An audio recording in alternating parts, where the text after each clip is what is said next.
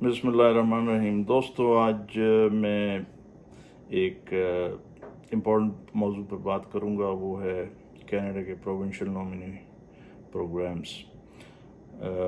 ये एक बहुत ही कीमती रास्ता है उन हुनरमंद लोगों के लिए और तालीम याफ्ता लोगों के लिए जो अपनी तालीम मुकम्मल करने के बाद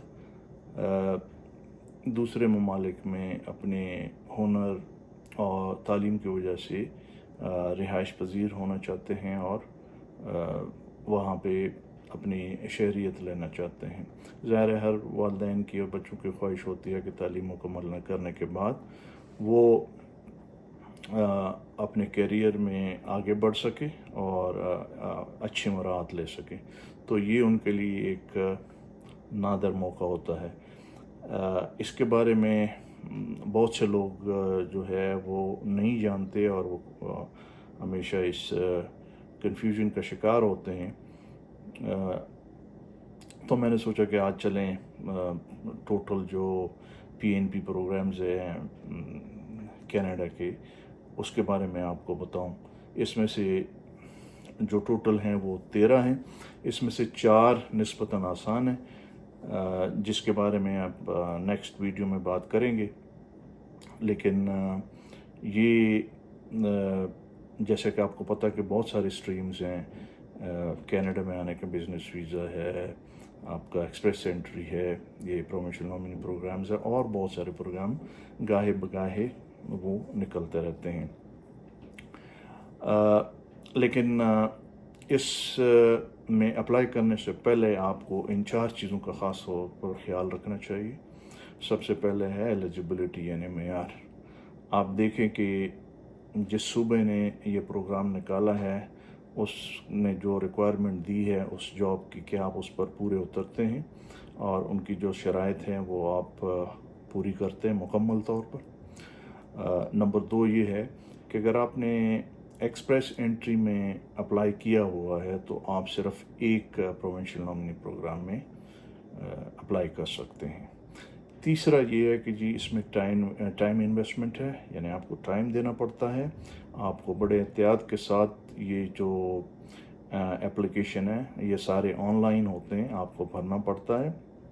और चौथी बात ये है कि इन प्रोग्राम्स में आपका पैसा थोड़ा सा ज़्यादा लगता है, वो अगर आप एक से ज़्यादा प्रोग्राम्स में अप्लाई करें। यानी इसमें आपको ये एडवांटेज है कि आप किसी भी सूबे के लिए अगर आप 2 के लिए करना चाहते हैं, 3 के लिए, 4 के लिए करना चाहते हैं तो आप एट ए टाइम अप्लाई कर सकते हैं। लेकिन उनकी फ़ीस जो सूबों की है मुख्तलिफ, वो आपको उन्हीं सूबों के लिए यानी फ़ीस भरनी पड़ेगी। इसलिए ये जो है पैसों का आपका थोड़ा सा इस पर लग सकते हैं। लेकिन अगर कोई चाहे कि वो सिर्फ एक सूबे के लिए करे तो ज़ाहिर है फिर वो एक सूबे के लिए अपनी फ़ीस जो है वो जमा करेगा। तो इन 13 प्रोग्राम्स को मैं ब्रीफली आपको बताता हूँ।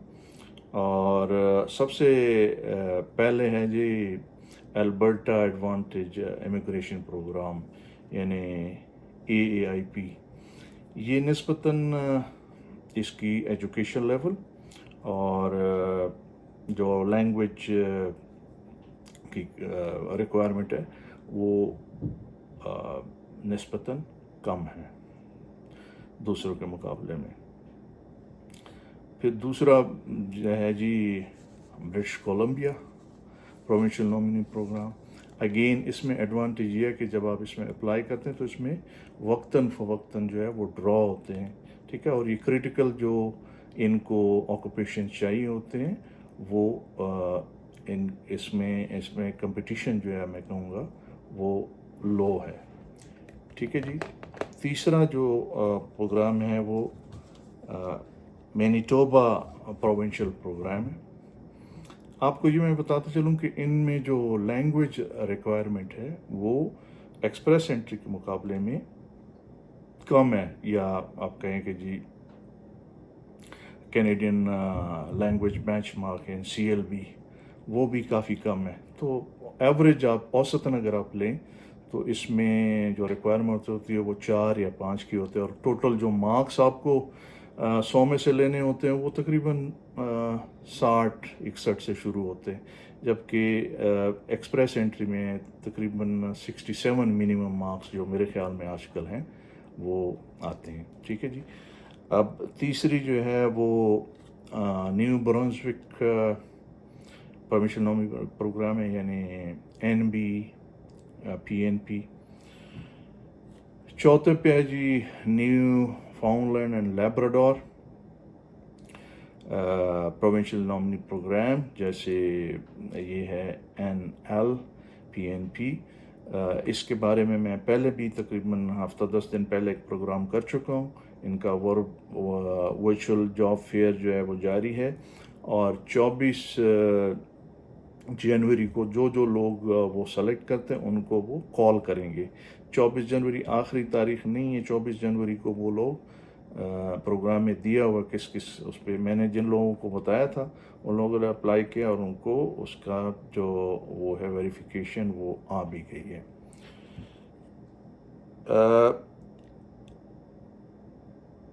چھٹا جو ہے وہ northern territories provincial nominee program ہے. اگین یہ بھی نسبتاً آسان ہے، اور اس میں جو لینگویج کی ریکوائرمنٹ ہے وہ نسبتاً کم ہے. ساتواں ہے جی اونٹیریو امیگریشن نامنی پروگرام. جی اونٹیریو کے لیے ہے OINP. آٹھواں ہے Prince Edward immigration nominee program PEINP. اور 10واں ہے Saskatchewan nominee immigration program SINP. 11واں ہے یکون نامنی پروگرام. اور پھر 12واں ہے Quebec skilled worker program QSWP. اس کے بارے میں آپ کو میں بتاؤں کہ اس میں آپ کو فرینچ لینگویج جو ہے وہ ضروری ہے. اگر وہ کینیڈا میں آنے کا ارادہ رکھتے ہیں تو فرینچ لینگویج جو ہے وہ ضرور سیکھیں، کیونکہ یہاں پہ جب ریکوائرمنٹ ہوتی ہے وہ بائی لینگویج کی بہت زیادہ اپرچونٹیز ہوتی ہیں. اور چونکہ ہم اس لینگویج کے بارے میں فرینچ لینگویج جو ہے وہ نہیں جانتے، لہٰذا ہمیں پھر اس کا خمیازہ جو ہے وہ بھگتنا پڑتا ہے.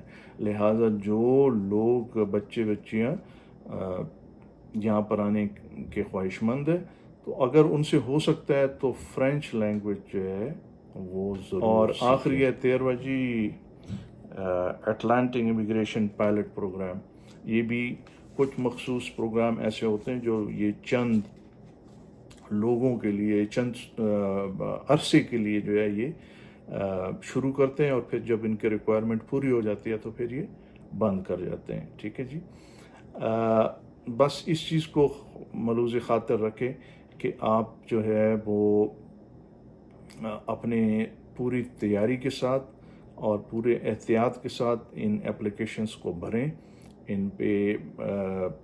اور یہ ہے کہ اگر آپ کو کہیں ریکوائرمنٹ ہے کسی سے مشورہ کرنے کی تو ضرور مشورہ کریں، کیونکہ ایک دفعہ جب آپ یہ بھیج دیتے ہیں تو پھر آپ کے پاس اس کو دوبارہ فل کرنے کا موقع نہیں ہوتا. پھر یہ لوگ وہ کرتے ہیں، ایک قسم کا شک کرتے ہیں. تو بہت ہی ڈیلیبریشن سے، بہت ہی تیاری سے آپ ان کے جو پروگرامز ہیں، جو اپلیکیشنز ہیں وہ بھریں. اب ٹائم زیادہ ہو گیا ہے تو انشاءاللہ اگلے پروگرام میں آپ ان کو ان 4 پروونسز کا نامنی پروگرامز کا بتاؤں گا جو نسبتاً آسان ہیں. ایک چیز میں بتاتا جاؤں کہ یہ لوگ پھر یہ کرتے ہیں کہ جو بزنسز ہیں، جو کمپنیز ہیں، وہ اپنی ویب سائٹ پر شائع کرتے ہیں، اور ویب سائٹ آپ اس پروگرام پہ جائیں اور اس جو کانٹریکٹرز ہیں، جو کمپنیز ہیں، ان کو جو ریکوائرمنٹ ہوتے ہیں اس کے لحاظ سے جائیں اور ان کو اپروچ کریں. تو جب وہ آپ کو اپنا جاب لیٹر دے دیتے ہیں جاب لیٹر کے بعد یہ بہت چیز آسان ہو جاتی ہے کہ آپ کو وہ کچھ کمپنیز ایسی ہوتے ہیں کہ آپ کو ٹکٹ بھی دے دیتے ہیں، کچھ کمپنیز ایسی ہوتے ہیں کہ آپ کو ساتھ آنے جانے کا خرچہ بھی دے دیتی ہیں. لہٰذا جو مجھے دیکھ رہے ہیں اور جو چاہتے ہیں آنے کے لیے یہاں پر، تو وہ ضرور ان ویب سائٹس پر جائیں، دیکھیں امپلائرس کون ہیں، اور پھر اپنے مد کی وہ دیکھیں نوکری، جاب، اور اس کے لحاظ سے پھر وہ اپلائی کریں. شکریہ. آپ سے اگلے پروگرام میں ملاقات ہوگی.